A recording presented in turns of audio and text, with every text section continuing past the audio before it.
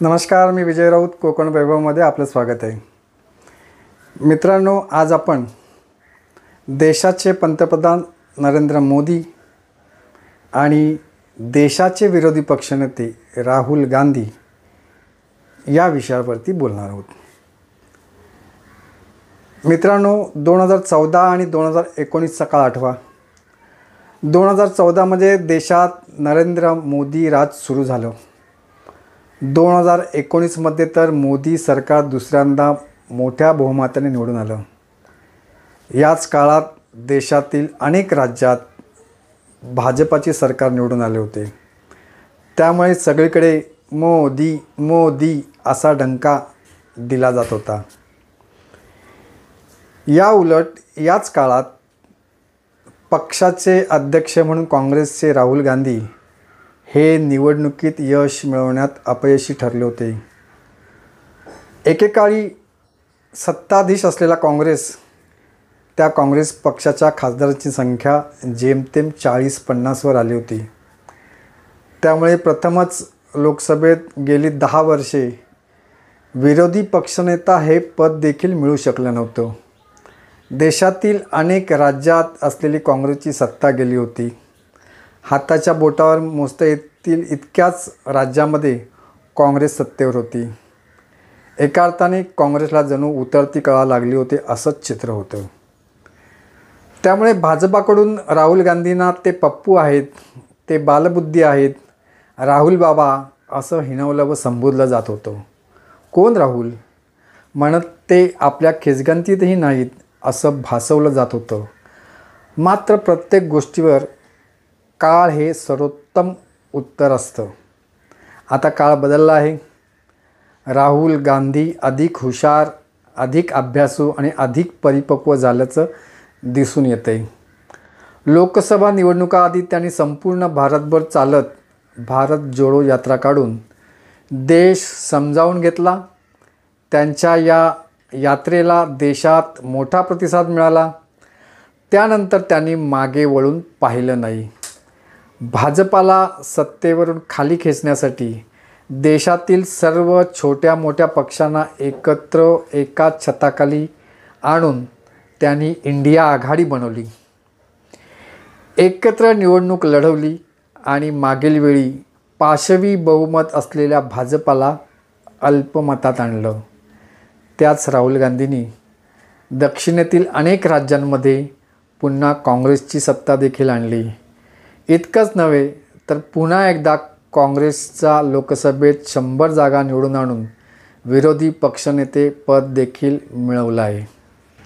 पण त्याच राहुल गांधी यांना केंद्रात सत्तेवर असलेली भाजपा आणि मोदी शाह एवढं का घाबरत आहेत, हाच खरा बुनियादी सवाल आहे. बघा, अख्खी भाजपा गेली 10 वर्षे विरोधी पक्षातील एकाच व्यक्तीच्या मागं हात धुवून लागली होती आणि ती व्यक्ती म्हणजे राहुल गांधी. अगोदर त्यांची खासदारकी काढून घेतली, मग लगेच त्यांना सरकारी घरातून बाहेर काढलं. तब्बल 55 तास ईडीनं त्यांची चौकशी केली. त्यांना गुन्हेगार ठरवण्याचा प्रयत्न केला. राहुल गांधींच्या अनेक समर्थकांना तुरुंगाची भीती दाखवून त्यांच्यापासून तोडलं गेलं. त्यांच्यावर देशभर 1 नाही 2 नाही तब्बल 22 गुन्हे दाखल करून त्यांना देशाटन करायला भाग पडलं. लोकसभा निवडणुकीपूर्वी त्यांच्या पक्षाचं खातं सीज करून त्यांची आर्थिक कोंडी करण्याचा देखील प्रयत्न केला गेला. आणि मग त्यांची जात कोणती असा निर्लज्ज सवालसुद्धा केला गेला. ते ड्रग घेतात असं सांगून त्यांना बदनाम करण्याचा प्रयत्न झाला. परवा 15 ऑगस्टला लाल किल्ल्यावर कॅबिनेट दर्जा असतानाही त्यांना 5व्या रांगेत बसून त्यांना अपमानित केलं गेलं. त्यांनी हिडनबर्गवर आवाज उठवला म्हणून त्यांना देशद्रोही ठरवण्याचा प्रयत्न केला गेला. चक्रव्यूह तोडण्याची त्यांनी भाषा केली. ईडीकडून पुन्हा त्यांच्या घरावर छापा मारण्याचे आणि त्यांना अटक करण्याचे कटकारस्थान सुरू झालं. आणि आता तर त्यांचं भारतीय नागरिकत्व रद्द करण्याची तयारी सुरू झाल्याची चर्चा सुरू झाली. बालबुद्धी असलेल्या व्यक्तीच्या मागे एवढं लागण्याचं कारण काय? भाजपा त्यांच्याकडे दुर्लक्ष का करीत नाही? त्यांना अनुलेखानं का मरत नाही? भाजपा, मोदी आणि शहा राहुल गांधींना का घाबरतायत? हा पुन्हा पुन्हा पडलेला प्रश्न आहे आणि त्याचं कारण स्पष्ट आहे. देशात नरेंद्र मोदी यांना थेट भिडण्याची हिंमत फक्त राहुल गांधीच दाखवू शकतात. विषय अग्निवीरचा असेल, पेपर फुटीचा असेल, UPमधील शिक्षक भरतीचा असेल, सेबीच्या प्रमुख माधवी बुच यांनी केलेल्या घोटाळ्याचा असेल, देशातील 22 धनदांडग्यांना केलेल्या 16 लाख कोटीच्या कर्जमाफीचा असेल, अदानी अंबानीवरील मोदी प्रेमाचा असेल, भाजपच्या मतलबी हिंदुत्वाचा असेल आणि मणिपूरचाही असेल, नरेंद्र मोदींना सवाल विचारण्याची हिंमत फक्त राहुल गांधीच दाखवत आहेत. देशात आता राहुल गांधींना तितक्याच गांभीर्याने देश घेतोय. त्यांच्या सभांना गर्दी होते, त्यांची लोकप्रियता सातत्याने वाढत आहे. निर्जीव झालेल्या काँग्रेस पक्षात त्यांनी नवी जान, नवा उत्साह आणला आहे, जागा वाढल्या आहेत. परिणामतः राहुल गांधी हे नरेंद्र मोदी यांच्या मार्गातील मोठा अडथळा ठरले आहेत.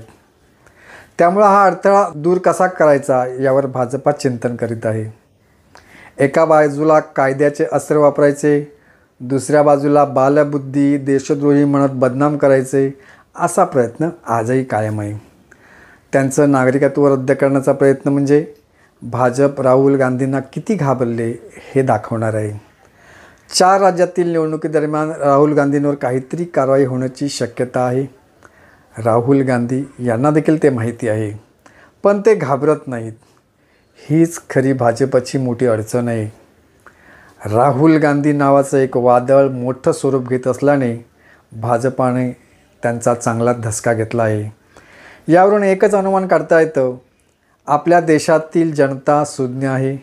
प्रामाणिकपणे आणि चांगलं काम करणाऱ्या पक्षाला आणि नेत्याला जनता डोक्यावर घेते. मात्र तेच चुकीचे वागले तर तीच जनता कोणीही कितीही बलाढ्य सत्ताधीश असला तरी त्याला योग्य वेळी त्याची जागा दाखवून देते.